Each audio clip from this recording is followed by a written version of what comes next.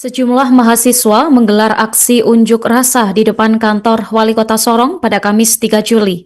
Aksi ini merupakan bentuk protes terhadap mangkraknya pembangunan gedung Dinas Pendidikan Kota Sorong di Kampung Salak, Distrik Sorong Barat, Papua Barat Daya.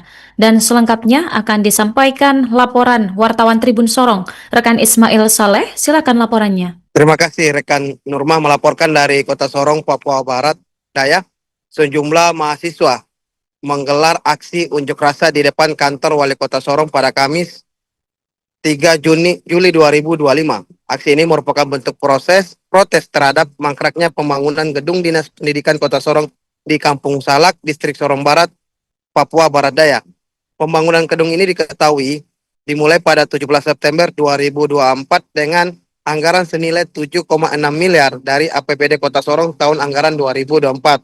Namun hingga hampir 1 tahun berselang, proyek 2 lantai ini juga belum menunjukkan progres yang berarti.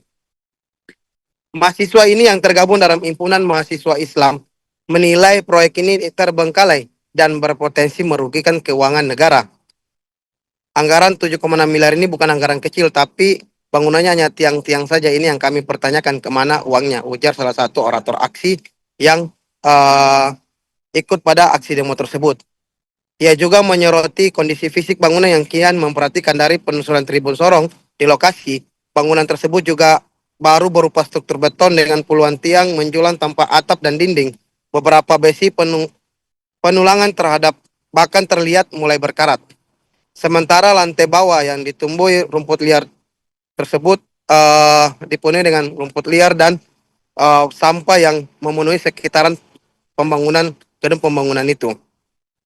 Bahkan dalam aksinya itu, orator itu menyebutkan bahwa kalau uang 7,6 miliar ini kalau dibeli gorengan, mungkin satu kota Sorong bisa tenggelam dengan gorengan, ujarnya dengan nada sindir kepada pemerintah Kota Sorong. Masa juga menyampaikan ultimatum kepada Wali Kota Sorong agar segera memberikan penjelasan secara terbuka kepada publik. Mereka menyebut jika dalam 30 menit ke depan dalam aksi tersebut tidak memenuhi masa, mereka akan membawa masa lebih banyak lagi. Namun diketahui bahwa pantauan Tribun juga melihat tadi perwakilan dari pemerintah Kota Sorong, yakni Asisten 1 Pemerintah Kota Sorong, Jeremias Genop, menemui masa aksi dan menjelaskan bahwa proses ini akan kita coba evaluasi melihat bahwasannya pembangunan gedung ini yang terjadi di masa pejabat wali kota sebelumnya, yang mana memang ini akan dievaluasi dan melihat proses kemangkrakatannya sudah sejauh mana.